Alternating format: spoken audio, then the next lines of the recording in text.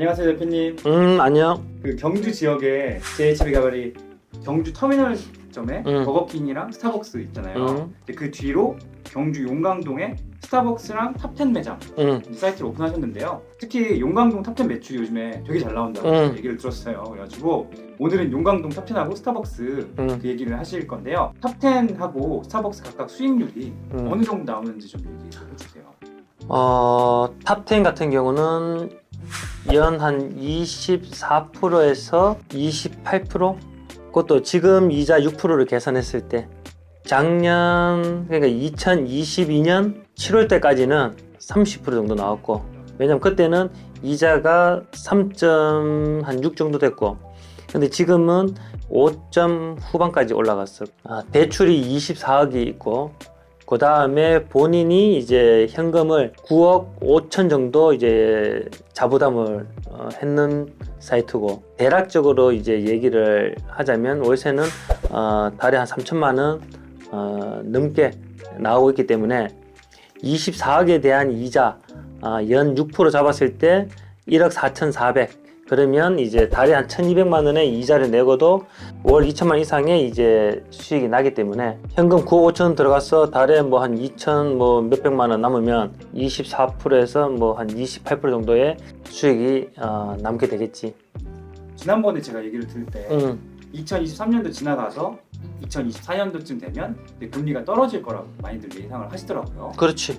그러면 그때는 또 수익률이 또 확확 올라가요. 원래대로 이제 가겠지. 그렇게까지 바로 또 이 금리가 쭉 떨어지진 않을 거고, 원래 하반기부터 이제 조금씩 이제 좀 떨어지면서 2024년 이제 하반기쯤 되면 금리가 이제 한 4% 후반에서 이제 뭐 플러스 마이너스가 되지 않을까. 3% 후반에서 4% 초반 되려면 한 2025년은 돼야 되지 않겠나라고 금융 쪽에서는 이제 예상을 하고 있는 거지.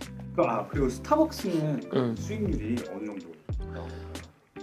거기도 지금 매출이 1억 후반 정도로 이제 팔고 있는 곳인데, 거기도 한 2천 중반 정도 월세가 들어오고 있지. 근데 거기는 자부담을 한 13억 정도 했고, 월세도 탑10보다는 뭐 한 800만 원 정도는 더 적게 들어오니까, 스타벅스 같은 경우는 수익률이 뭐 한 2, 3% 정도 될 거야. 미니로. 이것도 6%로 잡았을 때 12, 3%. 근데 스타벅스 매장 치고는 수익률이 높은 거예요. 왜냐면 이것도 월세가 2천 중반이 나오기 때문에, 그러니까 토지 가격을 좀 그나마 좀 방어적으로 좀 싸게끔 샀기 때문에, 매입을 했기 때문에 그래도 뭐 12, 3%는 이제 수익이 나는 곳이지. 근데 12, 3%도 솔직히 굉장히 높은 수치이긴 하잖아요. 근데 탑10하고 비교하면 배 차이가 나니까. 다른 지역하고 비교했을 때 다른 지역 탑10이랑 그 상위 한 25% 이내에 드는 매장이다라고 보면 되지. 그러면 스타벅스랑 탑10 이 두 건물이 건물주나 투자자분이 다른 분이신가요? 조금 틀려. 뭐냐면 스타벅스 건물주는 이제 그 가족법인이고, 탑10은 그분 이제 뭐 친구분들하고 이렇게가 이제 만드는 또 법인이기 때문에 주된 주주는 같은 분인데, 같은 분이세요? 같은 분인데 또 다른 주주들은 또 틀리게 또 구성되어 있지. 법인 멤버는 다른? 멤버 틀리게끔 이분이 그 사이트마다 주주 구성을 좀 틀리게 해서 개발에 참여하고 계시지. 그렇게 할 수도 있고, 여러분이 같이 출자를 할 수도 있고. 그럼. 제가 알기로 우리 회사 개발 사업에 투자할 수 있는 방법이 한 크게 4가지 정도 있는데 그 중에 탑10은 이번 사업 모델은 어떻게 시행하신 거예요? 이게 이제 보편적인 우리 사업 모델인데, 투자자가 직접 좋은 땅을 중개를 해서 이제 땅을 사서 브랜드 MD를 해서 이제 오픈한 그런 이제 매장이지. 그리고 여기는 원래 또 건물이 지어져 있었고, 그렇기 때문에 뭐 보편적으로 땅하고 건물이 있는 걸 브랜드 MD를 우리가 바꿔준 거지. 웰메이드가 있는 걸 우리가 브랜드를 탑10으로 바꾼 거고, 웰메이드가 있을 때도 그 웰메이드의 이제 매출이 그 용강점이 맹 상위 30%에 들어가 있었어. 궁금했던 게 그 자리에 들어가신 뭐 특별한 이유라든지, 또 그리고 그 자리에 하필 탑10하고 스타벅스 그렇게 들어가신 이유가 있을 것 같아가지고.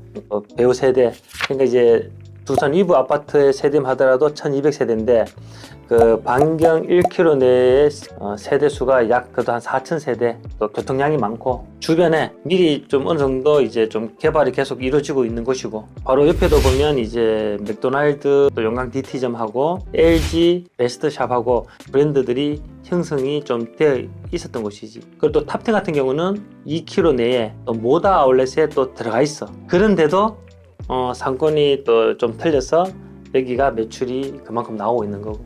근처에 탑10이 있는데도 또 그렇게 잘 돼요. 상권이 이제 좀 틀리면 각각의 이제 매출이 또 따라서 또 나오게 돼 있거든.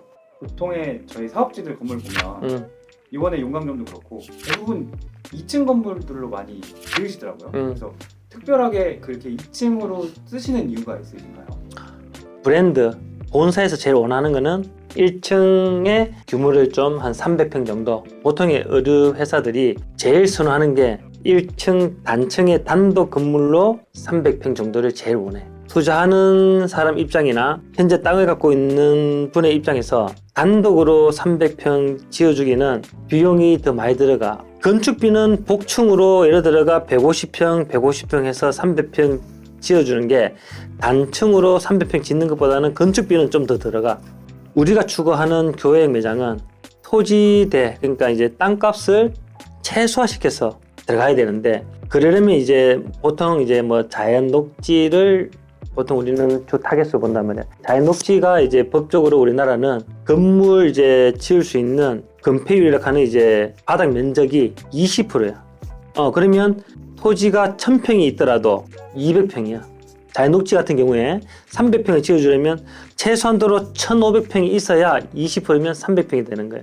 그러면 1500평에 땅을 사서 건물을 지어서 브랜드의 임대를 놓는 거하고, 800평에 20%면 160평을 지을 수 있잖아. 800평 정도의 땅을 사서 이제 2계층으로 지어줬을 때하고의 투자비는 완전히 틀리지. 평당 300만 원짜리 땅을 계산했을 때 1500평이면 얼마야? 45억이야. 땅값에서만 토지대가. 그 다음에 800평에 똑같은 300을 계산해봐. 24억이야. 그러면 땅을 사는 데서 벌써 21억 차이 나. 그러면 투자비가 벌써 땅 샀을 때 벌써 22억 차이 나는데, 세금도 45억에서 이제 또 세금이 붙는 거고 24억에 세금 붙는 거니까 세금에서도 또 이만큼 또 차이가 나는 거고. 그럼 나중에 투자 대비했을 때 수익률을 따지면 1.6배에서 1.7배가 벌어진다는 거야. 그래서 복층의 단독 건물을 많이 개발해 주는 거지. 그러면은 그 용강동 탑10하고 스타벅스 여기 사이트 개발하시면서 뭐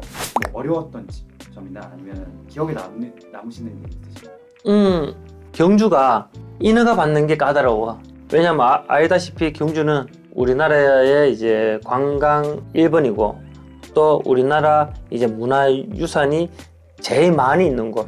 굉장히 까다로워, 건물 짓는데도. 그리고 땅을 파면 유물이나 유적이 많이 나와. 그렇기 때문에 굉장히 고생을 하게 돼 있고, 다행히 스타벅스는 그 땅을 사서 땅을 파고 다시 건물 짓고 하는데 뭐 그런 일이 안 생겼기 때문에 괜찮았는데, 땅을 살 때 그 뒤에 있는 이제 예전에 그 뭐 커피숍도 하고 그 다음에 식당을 했어. 밥집을.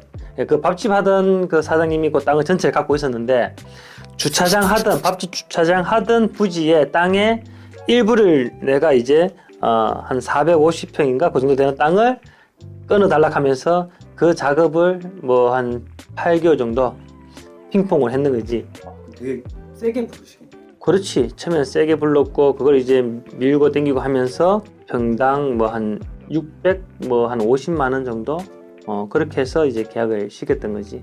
그리고 이제 탑10 같은 경우도 땅을 갖고 있던 분이 직접 그 윌메이드 그 의류를 직접 운영을 하고 계셨는데, 그분이 또 경주 또 보문 단지 쪽에 또 다른 사업을 하다가 부도 일부 직전까지 이제 가 있는 상태에서 좀 싸게, 여기 건물까지 있는데 여기는 좀 더 싸게끔 인수를 한 거지. 만약에 그 자리에 탑10이 안 들어갔으면 어떤 브랜드가 후보가 됐을까요? 같은 이제 스파 브랜드이기 때문에 아마 스파오를 내가 입점시키지 않았겠나. 같은 의료인데다가 주 타겟도 비슷해. 탑10이 조금 더 이제 연령대가 10대부터 뭐 60대까지 그 연령대가 좀 더 많지만 주 타겟층은 탑10이 3, 40대고 그 스파오는 2, 30대. 그리고 탑10은 거의 패밀리룩이야. 그러니까 이제 가족이 4인 가족이 가서 엄마, 아빠, 아들, 딸이 거기에서 다 옷을 사서 나올 수 있는 곳이지.